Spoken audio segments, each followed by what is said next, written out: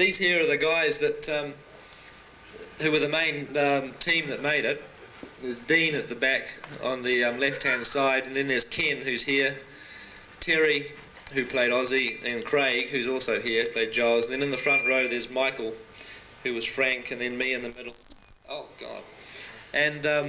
And Peter O'Hearn, who played Barry, and like those guys there were the main crew, and most of them were just people that I worked with at the Evening Post. I used to go to school with Ken, and we just used to made home movies, Super 8 movies, and then I got hold of a 16mm Bolex camera, and we decided to make this short movie in the weekend. It was only supposed to be 10 minutes long to start with, and we started shooting it. And because we used to work at a sort of a big newspaper, and well, the majority of us used to be photo engravers there, print the pictures and stuff, and so we used to have to work 6 days a week, and we only had Sundays free, so we used to shoot it on the Sundays. I'll start going through the slides, and then we'll sort of get a picture of how it all happened. This is a slide that was taken on the second day of shooting. I mean, that's about the standard of the gear that we had. I used to sit on a stool, and that's the Bolex camera, and this is shooting the scene with Craig. The story of Bad Taste changed a lot over the years.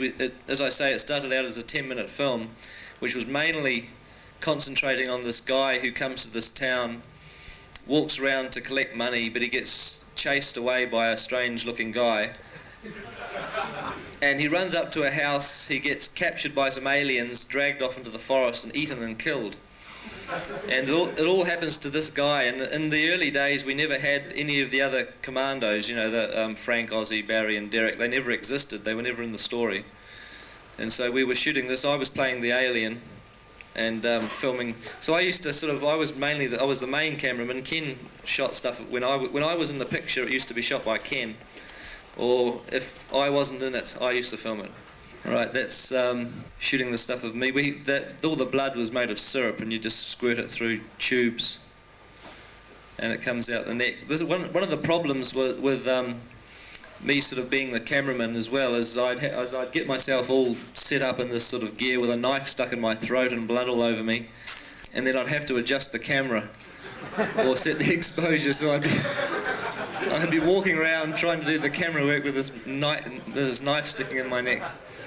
You can see the guy down here. You can see that there's some syringes, which is the guy's holding. Then there's a pipe that goes up through my neck, and that's where we squirted the blood out. This was the original Aliens. We went through 2 or 3 designs for the film, and I did the sculpting for it, and I don't like drawing pictures because I'm not a very good drawer.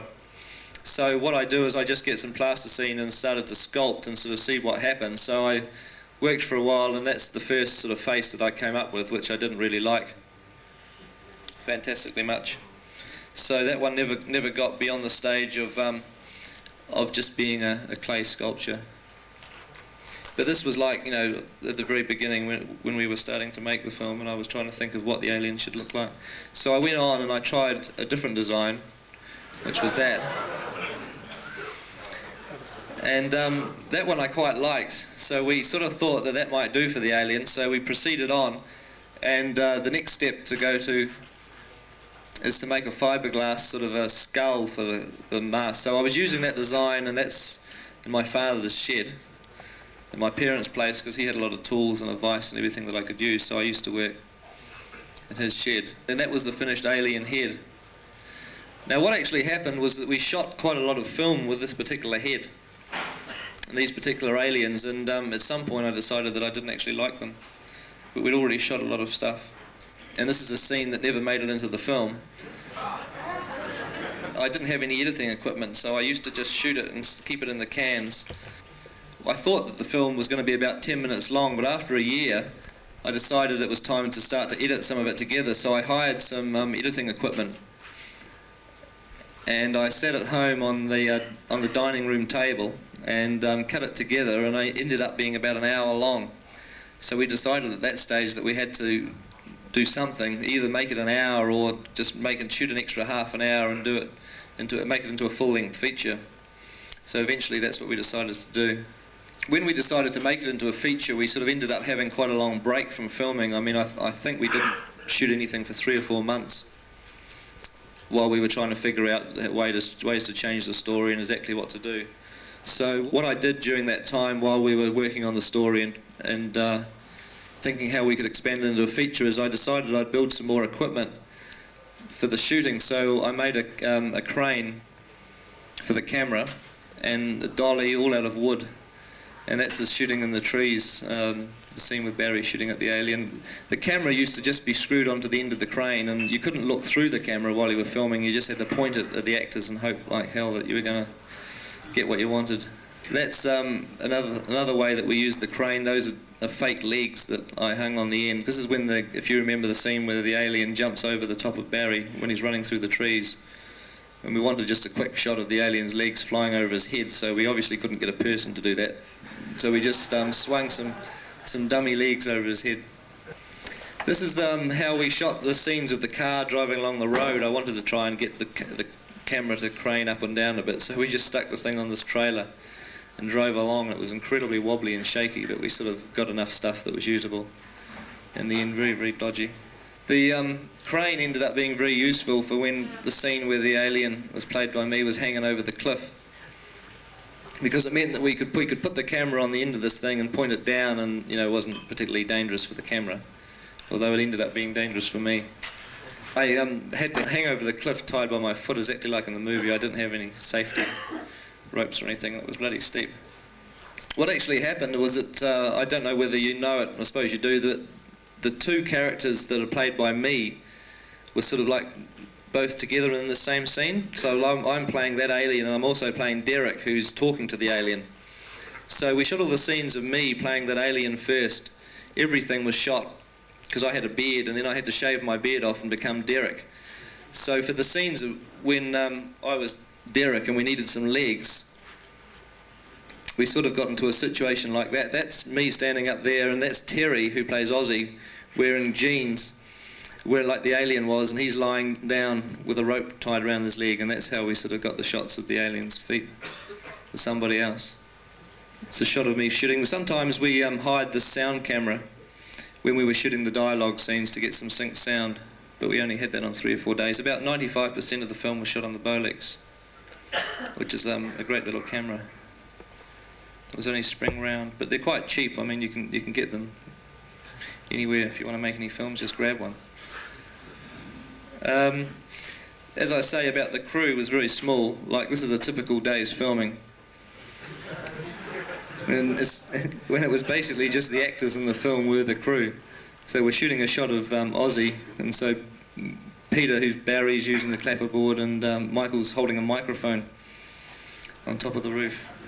Another bit of gear that I made during the break so that we'd have it ready for when we started shooting again was a Steadicam. I just made one out of some bits of metal, and that's me running along with this sort of homemade Steadicam strapped to me. It sort of worked okay. It wasn't fantastic, but it was quite fun anyway. Yeah, they look good. And that's Dean, who was Dean's the guy that plays the alien who gets the gun rammed through his stomach. And with him you can see he's sort of like, he's shooting, because this is one of the days where we had a really small crew, so all the shots of me were filmed by Dean, and then all the shots of Dean were filmed by me. You can see like he's filming, and he's got blood all over his head from the scene that he's just done. The usual way when you do gunfire and blood and, people being hit by bullets in films, you use squibs, which are little explosive charges, but we never had those, and they're a bit too dangerous to put onto your body, so I came up with a different way, which was basically just a lot of hose pipes that we strapped on, and all you do is you just put a little bit of this blood, which is syrup with red food colouring in it, maple syrup, and you put a little bit of blood in the pipe, and then you just blow it with your mouth. You just blow hard, and if you get 3 or 4 people each on a pipe and they blow at the right time, you sort of get a machine gun effect. It's a good way of doing squibs when you haven't got any. These are the 2 guys who are actually brothers, and they they came along to do these scenes, which were quite fun. The guy with the sledgehammer in his head is actually just wearing a wig with a balsa wood sledgehammer, and it's he just took it off like that. He didn't look very pleased. I think he must have had too much blood on him. Now that's the guy that gets the gun stuck in his stomach, and all we did was just make a fake stomach which we lay over the top. And just if you use the right camera angles, you never notice the difference. Most of these special effects can be done really simply and cheaply. You just got to be careful the way you film them. I think the way that they do them in big budget Hollywood films is they make them so perfect that you can film them from any angle you want. The director can do anything he likes with them. But all we did in bad taste is to make them to suit a certain camera angle. So I knew exactly how I was going to film the shot, and I didn't change my mind at the last minute like you read about some directors doing. I mean, I just knew how I had to film it, and so I built all the effects just to suit those particular angles, and it makes it much easier. That's filming the head. That was just a dummy head. I mean, it wasn't any more complicated than that. We just made a fake head, and the brains are sheep's brains. I used to go to the butcher's store before we did any filming and buy some lamb's brains. Which I don't know whether they sell them here. I suppose they do, but you can buy them in New Zealand and boil them and eat them. But I've never had them, and I never will. The way that we did the scenes of Derek opening and closing that flap was we used the dummy head. We had some other people doing the hands, so that's like the dummy lying on the ground, and then there's Ken in the foreground and a guy called Costa in the back, and we just they just got a hand in his sleeves, and the two of them are just using the hands like it's Derek's. This scene is done exactly how you would guess it's done, with the guy buried in the ground. It's a very simple way to do it, and it's quite effective. The vomit scene. This was a scene that we shot with a whole lot of people. We wanted a big crowd, so we just invited all our friends to come along for that night's filming. I had a couple of friends of mine mix the vomit. I just told them I bought a lot of stuff like yogurt and food colouring and muesli, cornflakes, all that sort of stuff. And we mixed it all together, and it actually tasted quite nice. But then what happened was I decided that it was a bit thin. It was a bit too runny. It wasn't very thick. So I asked them to make it thicker, and then I left the room and went out to do something else, some more filming. And I came back and they'd made it thicker. So we shot the scene with everybody drinking it, and then I had a taste of it, and everyone said it was awful, absolutely terrible. And I just was wondering why, because it tasted quite nice to me. And so then I tried some, and it was absolutely awful. So I went back to them and I said, what did you do? And what they did to make it thicker is they went to the garden and got dirt, and just mixed dirt in with the dirt from the garden in with the stuff. And so it tasted absolutely foul. But you can see what we're doing. It's a dummy of the guy with his head, and then Peter's just pouring the vomit from a milk bottle into the funnel, and it comes out the mouth. Some of the sort of funny problems that we had filming that you don't normally think about. The guy there who plays Frank, he phoned me up on the morning that we were filming on the Sunday, and he says, "Peter, I can't film today. I said, "Why?" He says, I was in the pub and there was this awful fight, and I was involved in this brawl, and I can't film." And I said, "Look, just come along, and I'm sure that we can do it." But he came along, and he looked like this.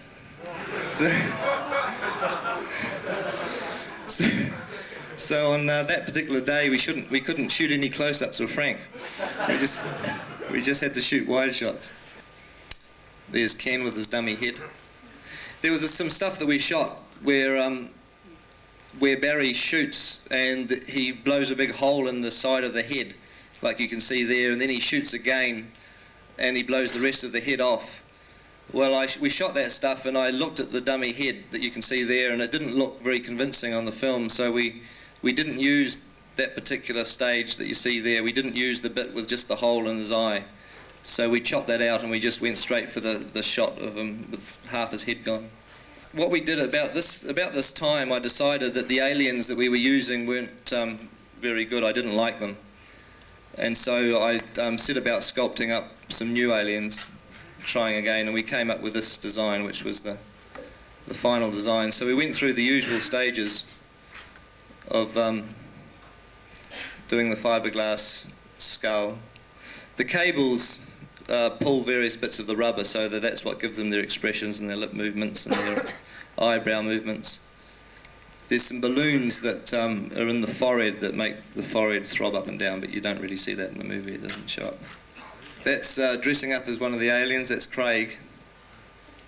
And that blue van that's behind, which is Derek's van, that's actually mine. That's what I drive around in. So it was very useful to drive all the costumes around. And so that's what we used to do. The under part of the costumes were made of fiberglass with the shoulders and the bums. And they just used to be strapped on a big fat stomach. And then over the top of that we just put jeans and a shirt on. And up like that. But that's all the gear that we had to carry around for the 4 aliens.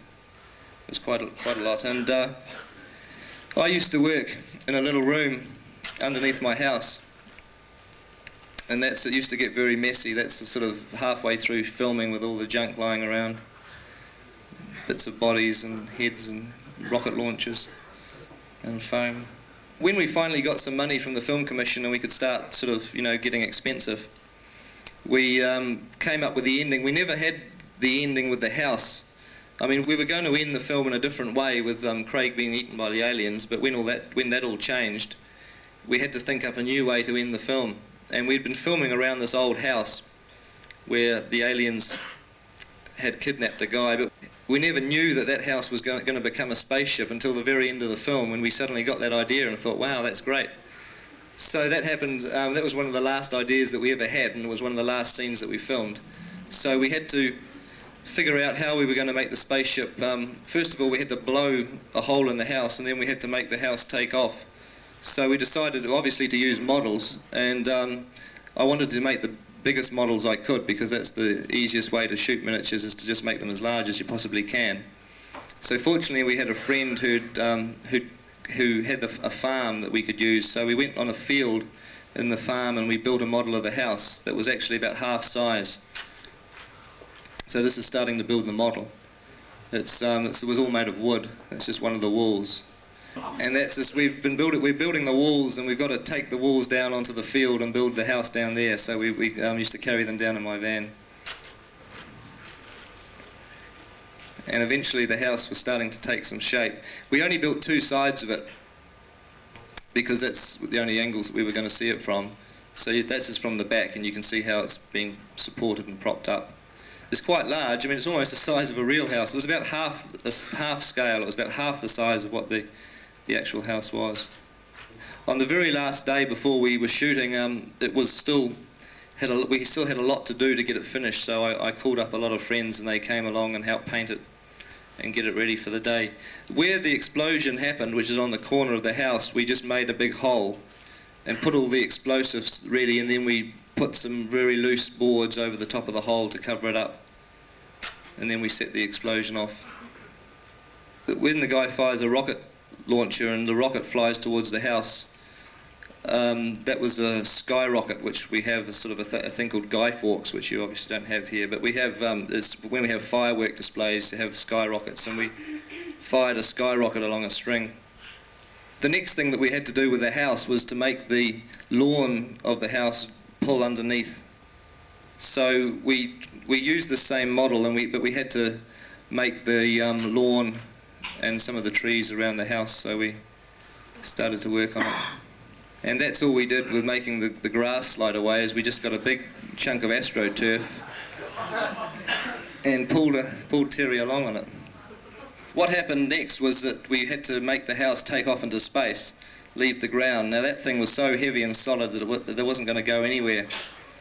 So we had to build a smaller model of the house, which was about 1 metre wide and made mainly of cardboard, some wood, and it was put on the end of a big camera crane, and then That's me down there with the camera, and then I filmed it through these trees, and then the house was there with a smoke machine. And the smoke was very important because it had to hide the crane from the camera. You can see what happened when the wind blew and we didn't, and revealed the crane. It took us about 9 different takes before we finally got the one that we used, because we'd get halfway up and there'd be a big gust of wind and all the smoke would blow away and we'd see the crane. After this, we had one last thing to do with the house, which was to shoot it rotating in space. And even this model that we used here was still too big to do that, so we had to make another model of the house. I was getting very sick of the house at this stage. So we made a really small one out of cardboard. That's just the house being made on the table, just bits of cardboard and balsa wood. And that's the one that we used for the space scenes. We just put the house on a gramophone turntable and slowly turned it around and shot it against some black, and then we wound the film back in the camera and superimposed some stars and the planets. All the planets that are in the film, you know, you see that in the scenes of space there's a little planet on the side of the frame. They were just, they're photos of planets that I cut out of a book. And so that was the 3 houses. And I think that's the last slide. Yeah, it is.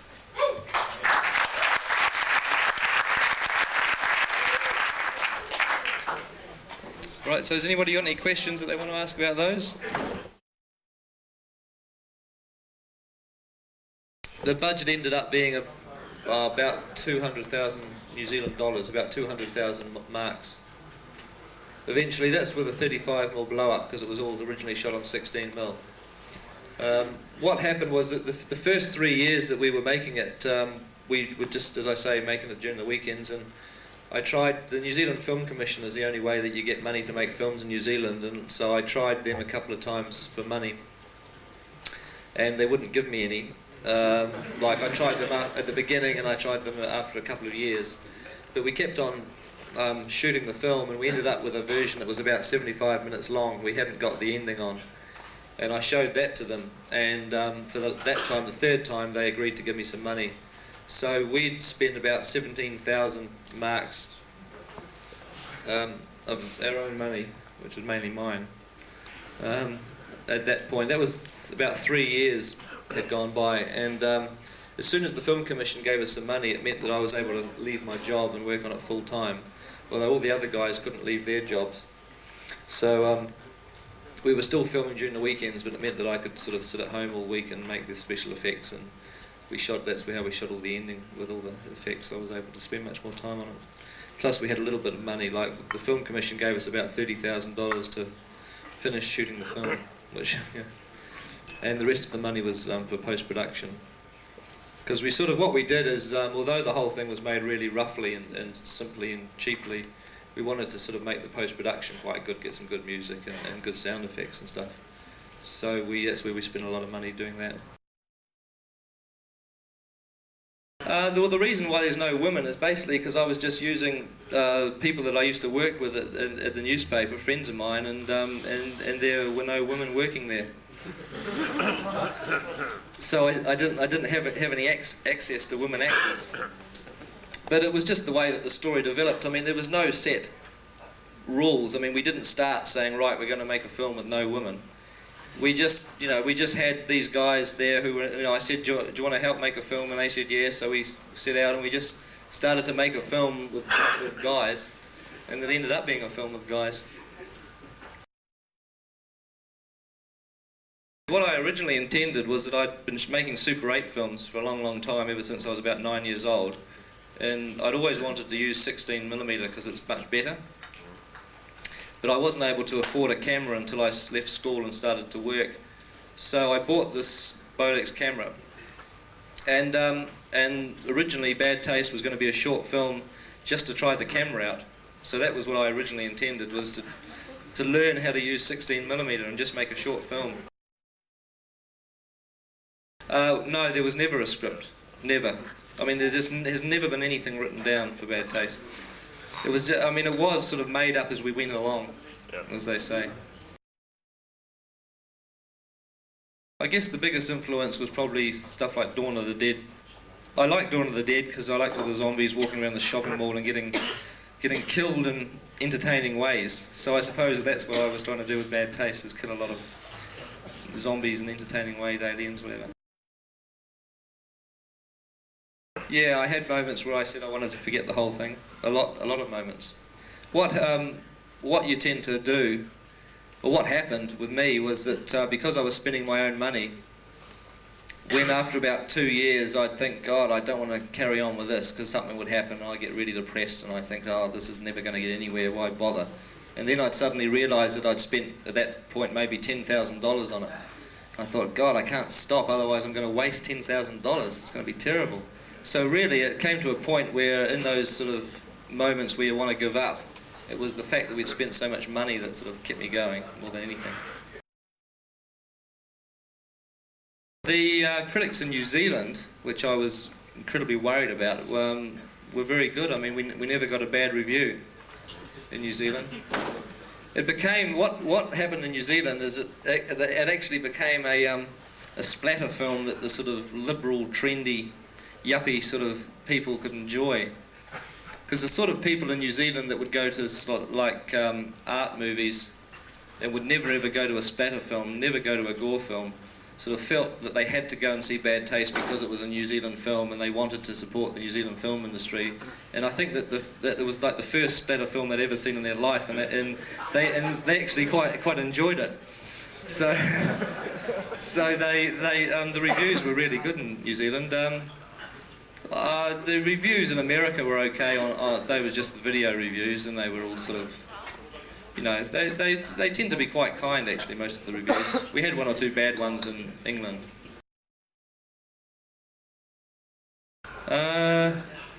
Well, I didn't have any worry about the gore. I just, you know, I was happy to make it as gory as I possibly could. And I just sort of, what is funny, you know, I don't particularly like gore when it's absolutely serious. I like it when you can laugh at it. So, I mean, whenever we had gore, I just sort of tried to make it so over the top that you had to laugh. Because I think there's like a limit, you know, there's movies like Texas Chainsaw Massacre or Henry, which don't have a great deal of gore, and they're actually very disturbing. But when you make them more gory, they become funny. I mean, it's the same with the Reanimator or Dawn of the Dead. The more gore you have, it actually becomes more funny. So that's sort of what I was doing with Bad Taste, is just piling the gore on and making people laugh, I think. Most of the gore in the film is sort of real meat and livers and kidneys and hearts and all that sort of stuff. All right? Well, if you want to take any photos or anything else, we'll just be hanging around out in the foyer. Say hello. All right? Thank you.